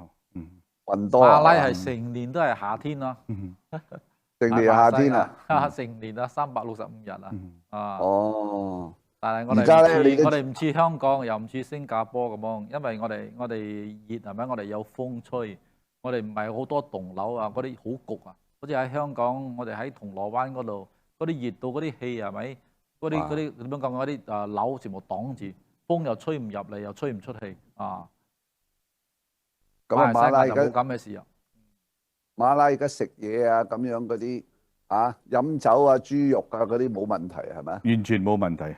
冇問題嗰啲，所以講嗰啲係信息嘅歪曲喺外國啊，就講馬來西亞唔得食豬肉嗰啲周街肉骨茶，周街豬肉賣，冇問題。係啊，肉骨茶咪就係豬肉噶咯，冇事啦，係嘛？有雞骨茶啊。I think the important thing is that you look at a lot of survey. Malaysia is one of the most livable cities. So from this location, Laville, within half a day. You can go up to the mountain, like you mentioned, Genting Highland. Within half a day, you can go to a beach and you can go to the island. Within half a day, you can go to a jungle. So you have a really wonderful lifestyle here. And that's why I think a lot of people should really look at either making Malaysia your home or making Malaysia your second home. So next time, within half a day, go to Singapore. Within half a day, go to Singapore. That's right, yeah. Yeah. If you drive like my wife, 3 hours, less than 2 hours, you can go to Malaysia already, Singapore already. But from Singapore to Kuala Lumpur by driving, how many hours? 3.5 hours. 3個半鐘啊，3個半鐘。You take about 4 or 5 hours. If my wife drive 2 hours, she reach already. 哦，係咩？I thought you leave your wife in Singapore and keep another wife in Kuala Lumpur. 哇！呢啲正啊 And your wife ask you why? My wife is watching. So I 教壞啊 Dr. Patrick 唔係幾好啊！呢啲斯文人學者唔可以講呢啲嘢啊！哇！喂，呢個 I quite like Kuala Lumpur because it's a city with very rich history. 係嘛？嗰啲200 years Chinese coming to a city like this during 嗰個 Japanese occupation like Singapore, it underwent very hard time. 同埋咧 during the 1950s 哇！嗰啲英軍喺呢度拉阿陳平清兵嗰個 Malayan Communist guerrilla 然後咧話I think they murdered a British governor called Gurney 喺嗰個 Cameron Highland 嗰度嗰啲槍砰砰砰做瓜佢when he was coming out by a Rolls Royce. That was in the 1950s. In the 1950s. So the country of Malaysia looks very familiar for Hong Kong people because of the architecture, the rule of law, the similar cultural history, and the Malay and the Chinese during the 1950s, just like some of the Chinese in Hong Kong, because of the passion for China, 心懷祖國咩將啲仔女送上去讀書咩嘢呢啲咧 ，very similar， Malaya 同埋呢個 Hong Kong 嗰個。Some more you can see live in TVB, Phoenix 鳳凰台 CCTV。You can see live anytime。依家 TVB 係同步啊！依家香港做嘅港劇，呢度都係做一樣嘅時間。And because of familiarity with Hong Kong entertainment business. I was told there are some Hong Kong film producers and directors going to Malaysia to make movies. 香港個杜汶澤前年咧嚟去馬拉拍片啊，杜汶澤啊，杜汶澤 ，that troublemaker, you know, ever heard of him? He's troublemaker. Don't let him come, right? 去馬拉拍戲啊，拍嗰啲戲啊，咁 We welcome everyone. 嗰啲 film studio 啊。I think in the long run there are a lot of opportunities in the creative industry for the young people，係咪？係啊，好多西方嘅人都西方荷里活電影都嚟呢度拍戲啊。Hollywood came here, Bollywood came here 啊。第一任嘅 James Bond 啊 ，Sean Connery 都嚟過呢度拍過戲啊，雙子塔。啊，喺雙子塔嗰度啊嘛，係咯，係喺雙子塔嗰度拍。Sean Connery 好似係 Michelle Yeoh 嗰集啊，喺嗰度爬高爬低咁樣，好似望落好似跌落樓咁樣。Mission Impossible，Tom Cruise 都有喺度拍過。成龍都嚟馬來西亞幾次拍戲咯。It becomes a bit of a landmark 係嘛？啱嘛？啱。咁啊，同埋嗰個 Malaysia， 佢呢個 Kuala Lumpur 有冇巴巴餐食啊？巴巴餐有。有好多巴巴 restaurant 一定有，我哋叫巴巴釀呀。釀呀，嚟馬來西亞好啊！朝頭早就飲下港式奶茶，下晝咧就食下馬拉飯，晏晝咧食下晚餐就食意大利晚餐，夜晚瞓覺之前咧得宵夜檳城嘅炒粿條。炒粿條嗱，我想問，如果香港炒河粉啊，炒河粉啊，我哋講炒粿條啊，啲 area 開間茶餐廳啊，say as an investment opportunity，咁啊每個月嘅租啊要交幾多錢ringgit啊？哦，好大分別，你可以交馬紙1萬蚊嘅又有，馬紙2000蚊嘅又有，睇你租邊個地方，旺嘅位置或者係大靜嘅。或者係大間細間，隨你中意。如果我覺得香港人響馬來西亞吉隆坡咧開茶餐廳咧，我可以同你講咧，佢肯定唔止一間嘅，佢開完一間又一間，開完一間又一間。點解我咁講咧？因為香港嘅奶茶係世界聞名嘅，係啊。如果香港人喺馬來西亞開茶餐廳咧，我睇分分鐘仲多過香港嘅翠華，係咯。你話你哋呢度有600萬華人 ，OK， 同埋全部都廣東人、福建人，係嘛？係。咁又啱香港品味 TV 嗰啲以前上海灘啊咩嗰啲咁樣周潤發啊嗰啲又熟晒。I wonder there are not many why there are not many Hong Kong 茶餐廳。喂，翠華一早應該嚟呢度開咗啦。有好多香港茶餐廳，都係本地人開嘅。如果係正話真正嘅香港人好少，因為香港人整嘅菠蘿包咧，呢度咧仲未有香港人嘅水準。菠蘿包嗰啲厚多士正啊，好似喺香港嗰個咩喺個佐敦嗰度啊，澳洲牛奶公司啊，嗰啲厚嘅多士就正啊。如果係馬來西亞開，馬來西亞冇呢啲係咯。如果我今年30零歲，如果有個老婆，你樣都似30零歲啊！電視機前睇到。我喺呢度買層樓，喂，喺呢度買層樓，然後咧喺呢度附近整一間茶餐廳，兩公婆，你香港咩開咩黃店藍店啊，搞到冇得揾食。哇！而家啲租又貴，黃店藍店10幾萬一個月，而家冇晒生意，業主又唔肯減租，啱唔啱啊？如果喺馬來西亞咧，你喺度開間兩公婆開間茶餐廳咧，我包保有幾樣嘢係越嚟越好嘅。第一係夫妻感情，點解咧？因為開心指數高咗，租金平，壓力低咗，利潤高咗，競爭力自然好，都冇咩使競爭力嘅，因為政府冇咁衰啊，咁咪冇個心情咪好好多咯。哇！你嚟呢度咧，你呢度開好啊，我幫你成立公司免費嘅。同埋街個位I want to ask a question. How come 喺新加坡同瓜拉隆坡喺街見唔到警察㗎？好少啊！哦呢度啊 generally a very very 因為 safe 我哋冇示威啊嘛，唔似香港啊。Whether it's Singapore or Kuala Lumpur or Malaysia, I think generally is a very safe country. Yeah. 同埋見到都如果好少陶傑喺度開一個茶餐廳，仲有一樣嘢好特別嘅啊，好多人冇發覺到啊。雖然馬來西亞嘅我哋嘅同胞馬來人咧係回教徒，亦都好多回教徒，但係馬來西亞嘅回教徒咧係開放式嘅，唔係嗰啲保守派嘅。其二，全世界恐怖分子都會響好多回教國家活躍，甚至印尼啦、泰國南部啦、中東啦、歐洲啦，都有炸彈事件。菲律賓南部啊，啱啊，菲律賓南部。但係好奇怪一樣啊，到今日為止啊，馬來西亞嘅呢個回教恐怖分子啊，未炸過馬來西亞嘅。唔會，冇炸過馬來西亞。 How come？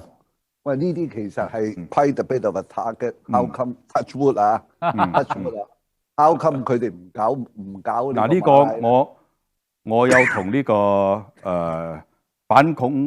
警察部嘅反恐嘅官員去sharing 啊，因為我哋係用開放式，我哋唔係用壓迫性，我哋係用教育式，我哋係以柔制剛。唔係幫佢哋硬碰。當你用以柔制剛咧，你就係叫做四兩撥千金。係喎，哇！呢個都有道家啊。There is a bit of a Taoist philosophy in it。道法自然喎。我以為嗰啲 I thought the Islamic terrorists 俾面啊馬哈蒂啊 Anwar 呢啲啊，呢兩個啊，係嘛？ So that they keep away from Malaysia。恐怖冇面俾㗎，有面俾就咪叫恐怖㗎啦。係啊，我話冇面俾。唔係啊，都要阿馬哈蒂同埋呢個政府喺度坐鎮得住啊！佢90幾歲嘛 ，How come 佢而家90幾歲 ？He's got a very clear brain， 犀利啊！Good body， good brain。哇！ And he cracked some naughty jokes as well from 嗰個 YouTube。Humility 幽默感，所以嚟到馬來西亞咧，你開心指數高咧，人就長命啲，幽默感啊自然豐富啲噶啦。哇，馬哈蒂呢個人咧，真係直情係犀利啊 ！He's an encyclopedia of history of modern Malaysia. He should have written a biography like Lee Kuan Yew 啊。 呢兩個人大家咧真係好犀利。I think Lee Kuan Yew and Mahathir, their career should be made into a TV series。for Netflix 啊，for Netflix 啊，我兩個人鬥啊，50年啊，60年點樣鬥到 ，and then they become rivals. They are not enemies, but they are rivals. But they respect each other，係咪啊 ？You know the interesting thing is that Lee Kuan Yew has actually publicly said, you know, he works very well with Mahathir. He thinks that Mahathir is a very logical, very rational person. If you present your case properly, you know, he makes a rational decision. So a lot of people think that the two old men are fighting each other, but actually behind the back, they are very good friends. They are drink coffee together. This is what politicians should be like. You compete with each other. You have a conflict of interest， 好似嗰啲水啊。 嗰啲 water charge 啊，呢啲咁嘢話唔中意就制水啊，咩呢啲有上去講啊，嗰啲 aviation rights 啊嗰啲啊，係嘛 ？They have a lot of arguments for half a century, but they appreciate each other， 係嘛？一個 Malay， 一個就 Chinese， 一個就 Malay 馬來優先，一個呢度講華人，兩邊冇打仗嘅，係嘛？冇話哇拍台拍凳啊呢。 夫妻嚟嘅，牆頭打交又床尾和，夫妻嚟嘅。I think it is a model. It is a model of Asian politics. 係嘛？That the West should look into。而家嗰啲西方對亞洲真係唔認識啊，係嘛？你哋翻去真係同 Singaporean government 講啊，呢個 Lee Kuan Yew and Mahathir 50 years，you know there should be a drama series， 係嘛？哇！呢兩個人點樣鬥法啊？Like or put it on the Netflix。So another series called Crazy Asia, My Rich Asia. Crazy but wise Asian， Wise Asian crazy but wise， 呢啲好嘢啊！即係90幾歲係嘛 ？That generation of politicians and business leaders 啊，呢啲真係犀利！唉，而家冇啊，係嘛？亞洲梟雄，東南亞嘅梟雄嚟嘅。而家拿督而家靠你啊！你知嘛？哦冇。After 10 years, you may go into politics, perhaps. You know. 我仲係學習中啫，仲未有條件表演。Because 成個東南亞 is undergoing change 嚇。Yes. Generation 啊，你哋新加坡都係啊，早幾個月啊，COVID-19 都出嚟投票啊，嚇 ，everything in good order， 係嘛 ？Malaysia 而家又係上一次 Malaysian riot 係1968年啊嘛，係嘛？69年啊。有少少啦，係嘛？跟住冇啦。69年。呢件事咧係冇可能再發生咗㗎啦。因為點解咧？唔會再發生㗎啦。因為而家嘅不論馬來西亞嘅華人又好，馬來人又好，或者係印度人好，個個都係受高深教育，個個都爭銀行錢，個個買樓買車，講到供樓供車，邊個有條件聯啊？係啊，當你冇條件聯，你就乖乖揾食啦。I think some Hong Kong government 現實低頭㗎啦。Should be watching this program today 你想個社會唔亂啊 ，you have to be really reasonable。好啦，咁而家我哋介紹下阿黃拿督你個同事呢一位Orlando 嘅 GM General Manager 叫做 Vidi。Vidi 喺邊度 ？Vidi。Hi, I'm Widi. I'd like to take this opportunity to introduce Orlando with a mission statement of building homes of Swiss standard and a vision, a dream home for all. Established in year 2000, Orlando has won more than 30 awards. Some notable awards to be named: Queen Victoria Awards, European Business Assembly Award, European Society for Quality Research Award, the Silver Awards for CSR, the Singchu Business Award, last but not least, Asia Pacific Property Awards. With record to prove, Orlando has become one of Kuala Lumpur's most trusted residential property developers, creating high-quality homes and enable people to live great lives. Today, we would like to introduce you our flagship project, La Ville Kuala Lumpur. This project is an integrated freehold development located at a very strategic location, and has also received an award called the Asia Pacific Property Award, which is highly desired by developers all around the world. La Ville is built around the 15 minutes neighborhood concept, inspired by Professor Carlos Moreno, 15-minute city, which is also known as La Ville du Quator. Work, education, medical, knowledge exchange, shopping, recreation, community engagement, health and exercise, and public transport are all within 15 minutes of La Ville Kuala Lumpur. Ideally located to make the most of all Kuala Lumpur city center has to offer, La Ville has the luxury of being located at the interchange of Maluri MRT and LRT station, with direct covered access to all the MRT, LRT, and railway lines in Kuala Lumpur. Velocity and integrated development within 3 minutes of La Ville. It has hotels, shopping malls, offices, and medical malls, just to name a few. Aeon Mall, which is newly renovated, is just right beside La Ville. After you walk through Aeon, you arrive at Maluri MRT and LRT station. By taking this railway, one stop away, you arrive at the My Town shopping mall and IKEA. 2 stations away, the TRX, Tun Razak Exchange, the new Malaysia Wall Street. 3 stations away, the iconic KLCC Pavilion, and also known as Bukit Bintang. For those party goers, we do have Track Up for offer, and it's just 8 minutes away. Surrounded by shopping heaven, just to name a few, KLCC, Pavilion, and also Star Hill, Bukit Bintang, it's all at your doorstep. And for golf lovers, we have the Royal Selangor Golf Club, the Venice Hill Golf Club, within 10 minutes drive. As for education, we do have local and international school, college, universities, just minutes away by car and MRT or LRT. As you know, Malaysia is actually well known for being a world-class medical center.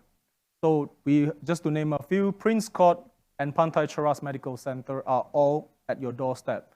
This actually put Laville on another class compared to all the other developments. Laville has a total of 4 blocks or 4 towers, 1,270 units of residence, and in addition to that, we do have 35 shop lots, which the developer actually keeps and manage 4 units. There will be cafes, shabu-shabu restaurant, Western food restaurant, and co-working space. As the development is near the LRT and MRT interchange, we do expect high human traffic flow. For this reason alone, we actually put LED screen on the wall for advertising, but all the proceeds of the advertising doesn't go to the developer. It goes back to the resident community. And the reason for this is so that the project is not solely dependent on the maintenance fee. As for facilities, we do have a Olympic-length swimming pool, which is covered, and also we have leisure pool, children's pool, and party pool. As for those of you who love the gym, we do have a floating gym, which is state-of-the-art, overlooking the swimming pool. A development of this caliber doesn't always offer badminton hall, but we do have a badminton hall called LCW. You may ask me why. The reason is Dato' Lee Chong Wei is also one of the owners of Laville. And as for Sky Lounge, this is a place where you can sit back, relax, enjoy the view of the city skyline. For those of you who are where security is a main concern, we do have multi-tier security system. You have card access throughout the whole condominium. And if you are still very worried, the Cheras Police Headquarters is actually just beside Laville. Today, we are pleased to share with you Cheers Private Residence, the last tower of Laville KL, scheduled to launch on the 10th of October in 3 countries. Cheers offered 248 units of fully furnished residence and also offers 2 and 3 bedroom layouts. But all of the units comes with at least 1 car park bay. For any inquiries, you may contact us or our partners in Singapore and Hong Kong. Below will be the numbers and the QR codes that you can take down. So our Malaysia office, Orlando Realties in Amber Hut. Our Hong Kong office, Orlando International Hong Kong Private Limited. Our Singapore partners, Global Real Estate Exchange Private Limited. And our Hong Kong partners, Hong Wing International Group Limited. Thank you. 多謝。哇！你知啊，我咧 I've been trying to help Hong Kong friends if they want to buy properties. You know, my 2 prime favorite locations. 嗰個遠嘅咧 far away 咧就係 London， 近嘅咧就一定係 Malaysia， 係嘛 ？Must be Malaysia. These are the 2 favorite countries, you know, of mine. 係咪遠嘅咧你就去英國話 London 或者 Manchester， 近嘅咧 Kuala Lumpur 或者咧呢個 Penang 呢2個國家咧擺錢落去一定冇死嘅，擺啲錢落去。我自己 that's how I believe. But I'm more familiar with the UK, Malaysia. Now I want to raise a couple of questions. Okay. What is the tax system like? 我收咗租買要唔要俾稅我要俾幾多？如果你嚟馬來西亞買房地產咧，你收租，因為喺馬來西亞賺錢，你就有俾稅咯。如果你個人如果係外國人外國人咧冇喺馬來西亞住，你就係外國公民咧，你就俾28%啊！你賺1蚊咧就有俾28%啦。如果你係如果你嚟馬來西亞住超過182日咧，你就係稅務嘅公民啦，唔係講馬來西亞公民唔需要。稅務嘅公民你就唔需要俾咁高，你開始應該係如果你係1年你賺大概係3萬零，你就唔需要俾稅嘅。然之後你又慢慢起咯，你又巴仙一級一級咁樣起咯。3萬零係馬紙啊，馬紙啊，全部講馬紙啦，唔係港幣啦。大概係咁。如果你有收租你就要俾呢個稅咯。如果買咗房地產如果你等陣，如果有賺嗰陣時，你要賣咯。如果你賣嗰陣時咧，你有一個稅嘅，你就係房地產盈利稅啦。唔係講你賣幾多就打稅幾多，佢唔係咁樣嘅。佢係如果你賣咗你賺幾多，你扣咗其他嘅費用咧，你就賺幾多你就俾稅咯。不過如果係正話我講嘅，如果你係外國人咧，如果5年之內你賣咧，你嘅稅又相當高嘅，大概係30%。如果係5年之後正賣咧，咁就好低啦，你就減20%，相當於10%咁樣啦。而且你賺1萬，你俾1000咁樣啫。所以馬來西亞就 OK 嘅，呢啲稅都係好低嘅。如果你買咗個房地產一個單位，等咗成5年咁樣，5年之後你正賣，你淨係俾稅，你賺嘅部分你俾稅俾10%咯。我覺得你仲會問一個問題，如果你俾咗稅咧，你得唔得錢全部拎出去？意思我拎翻嚟香港，馬來西亞就冇意思講你拎出去就冇呢啲兒扣稅嘅。你俾咗稅咧，正話我講嘅房地產盈利稅，一俾咗咧你就全部得拎出去嘅，你唔會扣留你嘅錢嘅。呢個係自由性嘅，出入呢個就係喺馬來西亞投資房地產嘅稅啊。簡稱叫做濕稅濕稅好啊，咁拿督，你而家呢個 properties 已經 complete 咗2棟咯，係咪啊？前面嗰2棟咧，差唔多 complete 咗80幾巴仙㗎啦。咁嗰個 club下邊都裝修緊啊，係咪？係而家裝修緊。但係最後嗰棟咧，仲依家先開始起。就係我嘅同事講，而家開始出購啦，開始 launch 啦，同埋嗰度咧，我特別宣佈一樣嘢，就係俾香港啲朋友嘅，如果邊個響3個月入邊購買咧，我哋就有免費俾佢1年響呢個我英國嘅高爾夫球場嗰度打波。哇！你英國有高爾夫球場？係。犀利喎！You are the member 係嘛？我係owner 添啊！哇！喂，第日買埋你買咗呢個，第日買你 London 嗰啲樓盤有冇折頭啊？肯定嘅，肯定嘅。我哋有 Orlando Clubs， 即係 Orlando fans， 即係我有一群忠心嘅購買者。買咗一棟又一間又一間，每一棟佢都幫我買1-2間，所以佢哋有 early bird price 個個都係揾已經超過唔知幾多百萬㗎啦。哇！即係入你呢個 Orlando Series 係啦，唔同嘅城市買1-2層收藏，好似買 Switch Watch 咁啊 collection。直情 collection 哇！喂，呢個諗得過喎將來咧，喂，你呢度馬拉又有，英國又有可能跟你一世嘅喎，係嘛？啲業主都係佢哋嘅支持咧。咁呢啲管理費咁樣，頭2年係免費。免費頭1年，第1年係免費，第2年就計數啦。差唔多係3毫半1方尺，3毫半馬拉子1方尺。馬拉子3毫半馬拉子1方尺，好平。咁樣，哇！即係第1年免費用嗰啲泳池嗰啲。係。免費用泳池更衣室沖涼嗰啲水係咪？頭1年。哇，都幾犀利喎嚇！所以開心指數好高。Yeah, very good. Because a few friends of mine are really thinking of buying properties, in Malaysia.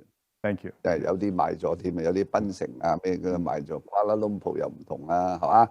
各有各啦，係嘛？呢個真係呢度年輕人多啊，年輕人啊。年輕人多先有潛質啦。好啦，如果 at the same time if I bring some money in, invest to open a restaurant either over there or in future here，嗰個 profit gain tax 啊，每年每一個月係幾多%啊？ No, if you open a restaurant， 如果你講茶餐廳啊咩，佢冇real property gain tax， 因為你唔係賣房地產啊嘛。如果你茶餐廳每個月有賺錢，每年賺錢，你就要俾呢個我哋講公司嘅企業稅啦。呢個公司稅大概係，如果係中小企業嘅話係17%。如果你唔係中小企業咧，意思講你嘅呢個資本係高過馬紙250萬啦，你就要俾大概係24%咯，24%嘅呢個稅咯。意思講最高係24%啦。咁樣，係嘛？呢個係公司稅啊。呢個即係當係一個公司稅咁樣嚟教。corporation tax 公司稅。咁其他嗰啲investing in Malaysia 嗰啲 license 保險消防嗰啲麻唔麻煩？嗰啲好簡單嘅，嗰啲要申請啫，嗰啲好簡單咧，申請一次過，然之後每年就更新啫，冇問題嗰啲。填表嘅啫，填表格入去就得㗎啦，冇咩問題。因為如果你開餐廳你係租啦嘛，租你地稅嗰啲你唔需要俾嘅，嗰啲係屋主俾㗎嘛。鋪主俾啊。因為而家嗰啲馬拉慢慢都係由以前嗰啲地鋪搬緊入商場㗎啦，係嘛？我見到都係。有時我哋食嗰啲肉骨茶喺嗰啲舊區嗰啲咧整兩張嗰啲台凳喺出邊嗰啲咧，嗰啲係上一代地鋪啊，係地鋪。而家下一代開始搬入去商場係嘛？係啦。哇！嗰啲商場我去過瓜拉隆坡好多層喎，5、6層，有一層又係嗰啲戲院咁樣喎係嘛？一站式嘅。即係離開香港咧，無論去英國又好，去馬拉又好咧，香港人首先咧，你覺得係自己擁有嗰個 space 個空間突然間大好多，唔同喺香港咧，坐張台咧都係手踭咧，可以掂到隔離嗰張台係真係呢啲好唔同。新加坡都好好多啦，係咪？嗰個 Scott Centre。There was quite a good Indonesian restaurant in Scott Centre a few years ago. I don't think that the Indonesian restaurant is there anymore. I think they probably have moved somewhere else. But if you walk a short distance away in Tanglin Shopping Centre, there's a very nice Indonesian restaurant there. Yeah. I remember 5 or 6 years ago, I went to an Indonesian restaurant in Scott Centre. That was really good. 係嘛？哇！而家我就中意食嗰啲沙爹炒貴雕嗰啲係嘛？就嗰個新加坡個歐巴沙同埋瓜拉隆坡嗰啲夜市都好犀利嗰啲夜市露天食嗰啲炒嗰啲貴雕嗰啲鑊氣咁樣好好夠用炭炒係用炭炒。That's not something you get in Hong Kong anymore. Used to 30、40年前仲有，而家冇啦。入晒嗰啲商場，跟住啲商場又貴，係嘛？嗰啲地下嗰啲咧，慢慢又污糟又咩 ？It's not anymore. 所以咧 ，I feel very sentimental about Malaysia and Singapore. Parts of Hong Kong have been rejuvenated or reincarnated in Malaysia and Singapore. About childhood. 嗰啲牛車水或者咩呢啲喺晒呢個馬拉半島嗰處真係瓜拉隆坡嗰啲。There's a second-hand old book shop in Kuala Lumpur too。我去過。啊，係嗰啲檳城冇辦仲夠法啦多 second hand bookshop 啊， second hand bookshop 就啊買嗰啲。Once I 係 went to a second hand bookshop, I was surprised to find 嗰陣時50、60年代嗰啲唐人華人啊，佢哋辦嗰啲 magazines 啊，嗰啲中文嗰啲華文嗰啲 literature 嗰啲雜誌，哇有好多舊啊喺呢個嗰啲二手書店啊，話裏邊寫嗰啲 poetry 啊，嗰啲散文啊咩寫得其實幾好啊，即係呢啲啊殖民地時代嗰陣時啊，你睇到嗰啲華校啊咩嚇，佢哋啲人好中意保護翻 preserve 啊個 Chinese culture. They were very concerned about preserving Chinese culture in Singapore and Malaysia. 依家仲有好多㗎，講嗰啲讀中生、獨立中學嘅華文獨立中學嘅學生咧，都係喺度保留緊。So that's why I have been to Kuala Lumpur 嗰個 book festival 個書展啊，我發覺哇嗰啲父母帶嗰啲細路去學中文啊咁樣樣係嘛啊，不過有度麻麻地啦，唔好愛簡體字啦，用翻將來學翻正體字。Of course，我哋讀嘅時候都係用繁體字。依家馬來西亞全部用簡體啊，哦，繁體太難寫咗咯，喂，唔難，好多筆畫啦。繁體字戰有意思啊！咩啊？你話咩啊？繁體字戰有意思。簡體啊，繁體啊。繁體字戰有意思，簡體字有冇咩意思？冇錯啦。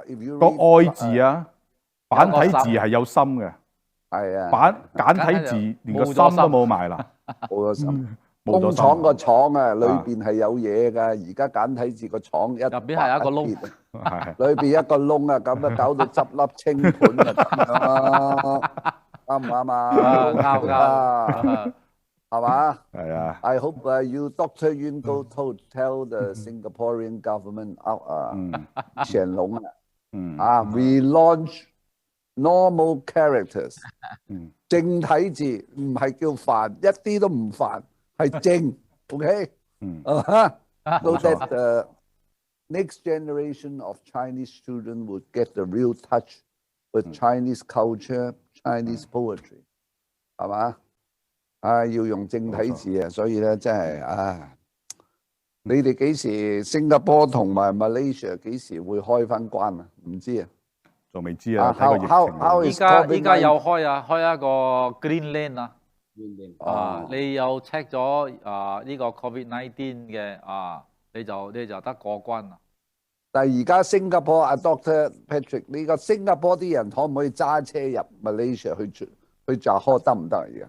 As my colleague mentioned just now there's a green lane, which means that as long as you have got official reason to go there for business, for official transaction, they allow you to move, but not for leisure, not for holiday, not for entertainment. But I think now both countries are controlling the situation very, very well, and I think both governments are really talking very closely about how to open the two borders together because it's good for both countries anyway. Yeah. 咁而家有冇 at this very moment is there lockdown in Kuala Lumpur, Penang and Singapore？ 有冇 lockdown 啊？ Singapore, we don't have any more lockdown. We only have the dormitory, some of the dormitory lockdown because we have these foreign workers that come to Singapore to work and they stay in a dormitory, and that's where most of the cases are. But in the community outside of the dormitory, in the last 1 month or so, we have less than 5 cases now every day. 哦，係咪 ？What about in Malaysia？ 馬拉咧而家點啊？喺龍坡店每日有幾多 case 啊？我哋嘅 case 就減低咗好多。由3個數字過百咧變2個數字，2個數字變1位數字，但最近又上翻2個數字。但係 so far 我哋仲係 under control。就冇當初咁緊張啦。已經好多人已經係有呢個常識。去點樣 avoid 戴 mask 啊？而家係強制喺公眾地方就一定要戴 mask 啦。同埋政府亦都有叫你去親邊度咧，一定要 scan 一個 app 落去啦。變咗我 trace 翻轉頭就容易啦，我揾出嗰個來源嘅來頭喺邊度出現嘅，就可以控制得到啊。So far so good 啦，人民同政府都好合作去控制呢個疫情啊。馬來西亞我哋唔嗌字係 lockdown 啦，我哋講 movement control 啦，係咯，管制你嘅行動啊，大概係延長到12月31號咁啊。我哋叫做 recovery movement control 複數性啊，一個管制你嘅行動。但係我哋唔得出國咯，而且外國人又唔得入嚟咯。正話好似doctor正話齋嘅你有正式嘅生意來往咧批准嘅，你正得入嚟咯，唔係入唔到嚟啊！一入嚟咧，你就要隔離14日咁樣咯。我哋又出唔得去又係隔離啊！好似我要翻嚟香港 office， 因為我係喺灣仔嗰度。如果我每個月喺香港，依家8個月都唔得過去啊！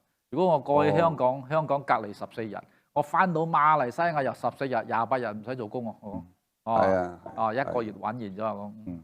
唉，所以呢個疫症真係害死人啊！It's a big challenge for everybody。係 big challenge 咯。咁都係好啊！坐喺度慢慢靜靜嘅想下點樣諗下我哋嘅生活點樣過。係啊，要㗎啦，係嘛？但係咧，我講緊財路咧，嗰個 vaccine 一揾到咧，哇！呢個財路啊緊要啊！係啊，呢個美國同埋英國而家都有㗎啦。好多個國家都係會大批推出㗎啦，呢個係嘛？你中間有啲梗係有啲人唔舒服啊，副作用啊，呢啲其實隻藥出嚟都係咁。不過嗰啲藥咧有啲副作用啊，頭暈身熱冇人報道，呢個有人報道係嘛？你英國咁樣一單啫嘛，嗰個話咩隻嗰個骨髓有啲問題係嘛？一單啫，其實呢啲成日都有嘅嚇。解藥一出咧，經濟就上升㗎啦。係啊，哇！嗰陣時個經濟一衰到貼地，一反撲咧，好犀利嘅。哇！呢個武俠小說啊，解藥啊，就好似當初嘅美國世界大戰之後，佢嘅經濟起飛到50幾年又落翻嚟，跟住就阿波羅13飛去月球，做咗個 NASA 出嚟。個 NASA 一出嚟，美國嘅經濟再次起飛不斷咁樣循環，直到呢個 iPhone 嘅出現。Microsoft 呢啲咁嘅嘢，一味循環住一個低潮就一個高潮，同易經所講嘅道法自然一樣嘅。係啊，咁啊拿督，你將來有咩大計我唔敢講咩大計啊，都係等東風咯，順住個風去吹咯，順住個風去行咯。我唔可以逆風。你做呢一行都做得好耐喎，你初係20零年啦。你初做嗰啲咧水務工程係嘛？係。水渠嗰啲係嘛？係。水壩、水池。水壩水壩、水池嗰啲化水池。係嘛？咁Dr. Patrick 咧幾時翻嚟香港喺個大學界再講下書咁樣I really want to go back to Hong Kong. I'm always grateful to Hong Kong because, when I was a student, I became an intern in Hong Kong, and then I've gone back to learn from Hong Kong. And my doctorate degree, part of it is from Hong Kong University of Science and Technology. So I have a very, very deep love for Hong Kong. Yeah, because you studied in America as well, right? That's right. I studied in the University of Southern California. But the USC and Hong Kong University of Science and Technology have an alliance, so we can go to both campuses. So I spent some of my time in Hong Kong. How would you predict America going to be in the coming after this election? I think generally the economy will still be slowing down, because the COVID is really hitting them very, very badly. So they have to create a dummy, so that the country can be united against a common enemy, basically. And unfortunately, they are facing China and creating a lot of problems with China, basically. So unless and until they get their government act together, it's very hard for them to rise up, beyond what they used to do in the past before. 哦， So I really think the Asia is really the time for Asia to rise. You know, I think so. The world to focus on Asia now. I mean, for the past 20 years, Asia has been supported by China. It looks like in the coming 10 years, Asia is going to be supported by America. 係嘛？所以咧呢個咧嗰個 change 咧，when that change is taking place, there will always be new opportunities. That's right. 你買啊，即係等於買大細啊，賭檔啊，係嘛？要買得啱啊，啊！而家呢個咧吹呢個西風啊，唔係東風啊，但係個西風吹過嚟，始終都係亞洲個東風，係咪？但係喺東南亞尤其新加坡同馬來西亞咧，係唔可以偏塞一邊嘅。我哋一定要中西合璧，先至有呢個 energy， 先有嗰個力量出嚟嘅。唔可以一邊靠西方，亦都唔可以一邊靠東方，但係靠中國，一定要中西合璧，先至帶出一種特別有競爭力嘅一種文化同民族出嚟啊！係啊，阿拿督你。I think there are two major developments that I think the world should look at. First of all is the comprehensive and progressive Trans-Pacific Partnership. 11 countries have signed and America doesn't want to sign. You know, so we're integrating Asia-Pacific region much closer together. But I believe towards the end of the year, we'll sign the RCEP agreement, which is the Regional Comprehensive and Economic Partnership. And we have more countries coming together. I think when Asia-Pacific region become more integrated, you know, I think this will really propel the rise of Asia and cause the growth of the economic growth in this whole region, basically. I see. Okay. Well, thank you for this very enlightenment talk. 咁啊，多謝啊 Dr. Patrick， 阿黃拿督同埋阿孔太平紳士哇，拿督你喺呢度做20幾年，你都呢啲 property 你已經做咗6個項目咯喎，唔簡單所以希望所以希望你哋各位都大展宏圖啦。I do hope that Hong Kong people can travel to Singapore and Malaysia as freely as they used to be a year ago 盡量希望聖誕節你哋如果可以一個翻嚟就聖誕節翻嚟啦，係嘛？呢個 Nabil 咧就最後一座係嘛？係最後一座，第4座。第4座，最後一座咧，香港咧10月10號就會有預售如果各位咧有興趣睇下裏邊喂，你裏邊送唔送家私啊？送唔送可以啊，可以。我代啲香港人攞得愛得攞得幾多得幾多啦。阿陶生出得聲，我幾時都上面嘅。10月10號咧就最後咧一座咧就香港有預售，係咪？係。到時如果有興趣咧，你睇翻我哋佢哋Nabil嗰個專頁咁咧就可以上嚟睇嗰啲 detail。睇下拿督講 Swiss Watch Centre 嗰個 standard 你知嗰啲瑞士錶最緊要裏邊嗰啲 detail 係冇錯。不過你講得咁用歐洲錶咧，我都信咧嗰啲 detail 係好犀利㗎啦，係嘛？我哋歐萊設計都係用英國嘅出名嘅設計師嚟設計啲窗門框仲有嗰啲牆紙係嘛？